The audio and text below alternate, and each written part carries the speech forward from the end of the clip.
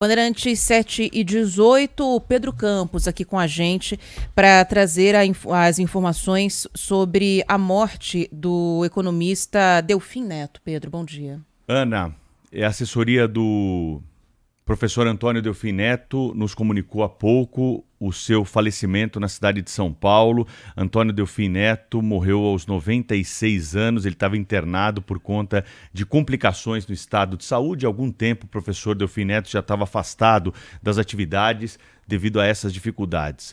Além de ser professor, economista, político, Antônio Delfim Neto foi um dos mais importantes colaboradores da história da Rádio Bandeirantes. Com a sua coluna no Jornal da Bandeirantes, gente, por anos, analisou a cena econômica e política do país como poucos e trouxe aos ouvintes da Rádio Bandeirantes sempre um olhar crítico e apurado a respeito dos fatos políticos do Brasil e do mundo.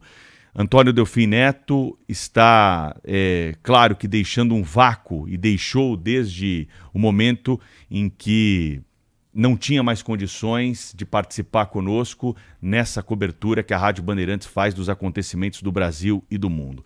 Por isso, aqui aos ouvintes da Rádio Bandeirantes, vamos abrir agora espaço para recordarmos essa história e contarmos um pouco mais da história de Antônio Delfim Neto.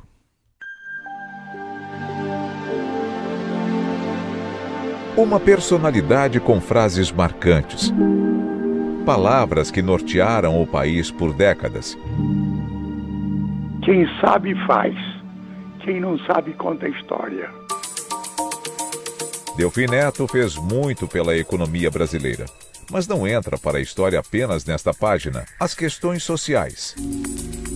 O Estado tem a obrigação moral, no caso como este que nós estamos vivendo, produzido por uma pandemia, ele tem de cortar onde for necessário para dar para os menos favorecidos as condições de sobrevivência.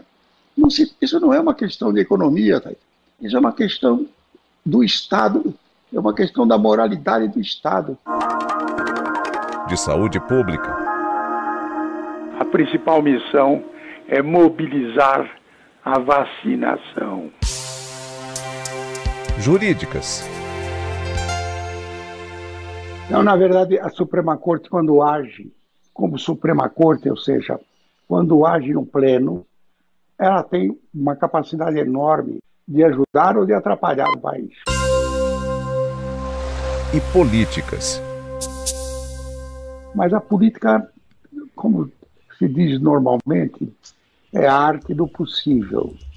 Quem não tem poder, cede. Quem tem poder, manda. Também fizeram parte da vida de Delfim Neto, um caminho dedicado ao país. Ele sempre fez questão de citar nas suas participações no Jornal Gente da Rádio Bandeirantes o cumprimento inicial.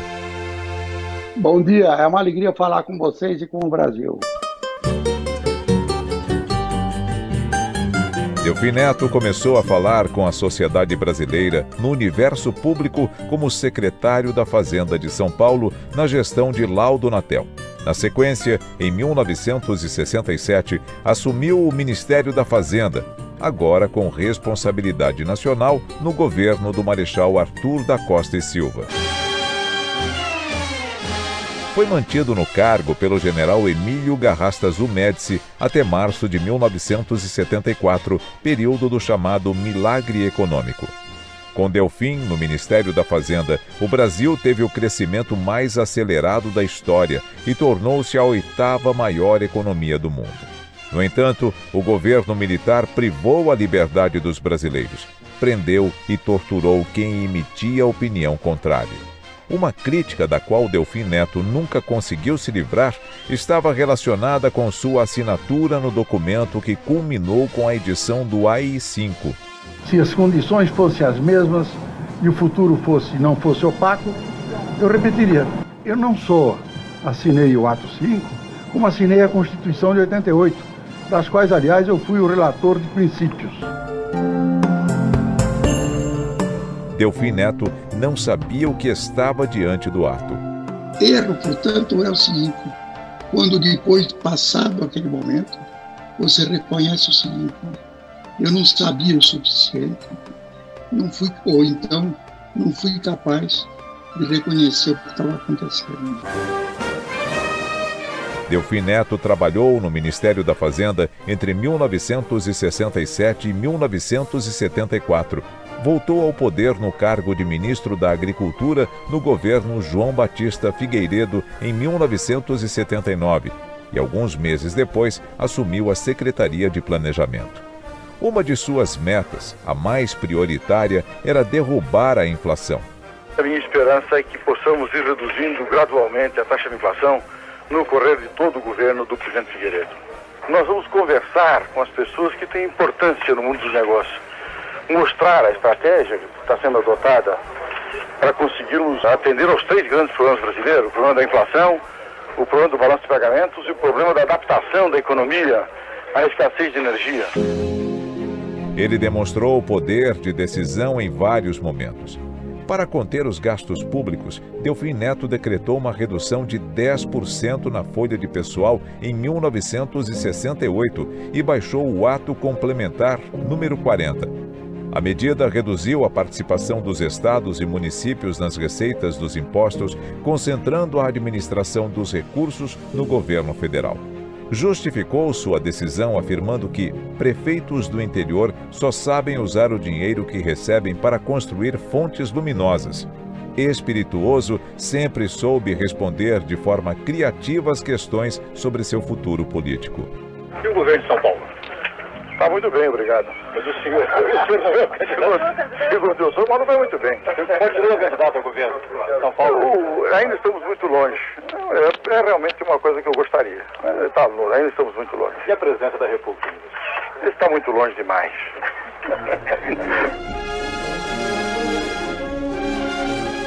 Com Delfim no ministério, foi montado o Conselho Interministerial de Preços, com o objetivo de acompanhar todos os setores da economia.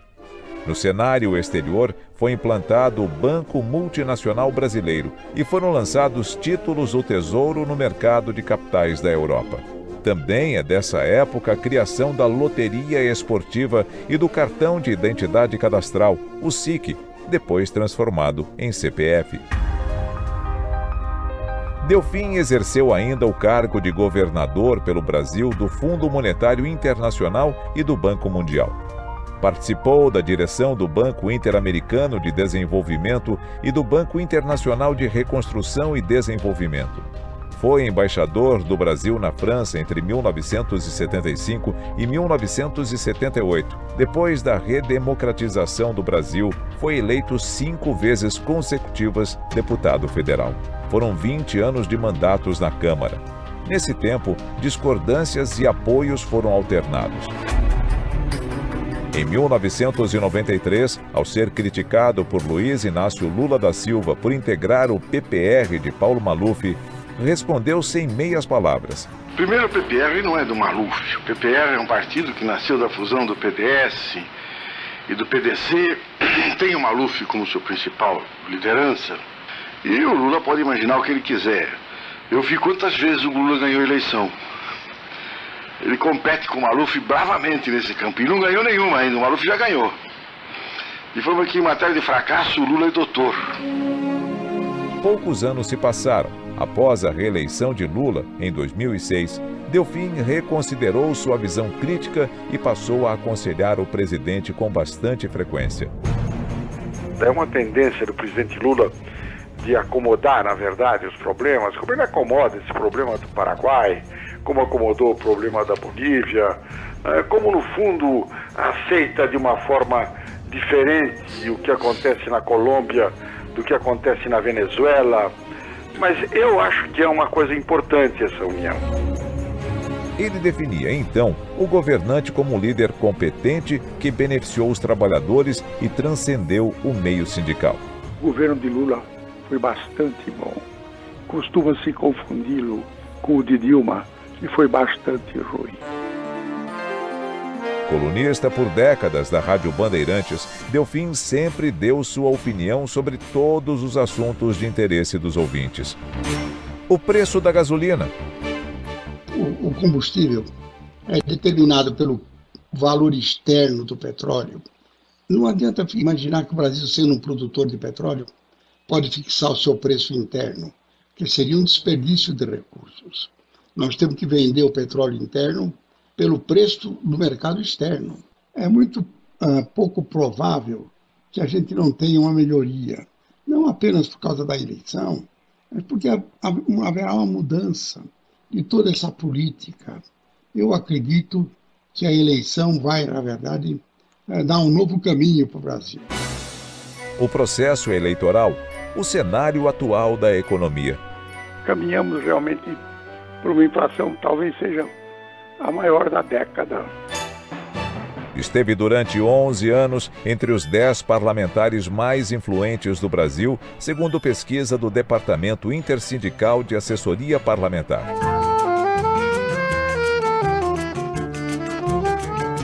Delfim Neto nasceu no bairro do Cambuci, em São Paulo, e começou a trabalhar com 14 anos quando perdeu o pai. Mais tarde, como professor da USP, em 1962, contribuiu para estruturar o curso de economia da universidade. Foi peça ativa das discussões brasileiras até hoje, sempre com clareza e sinceridade. Isso, na verdade, é o tipo do jogo para enganar a trouxa. Delfim Neto deixa um legado de décadas, uma vida dedicada ao Brasil.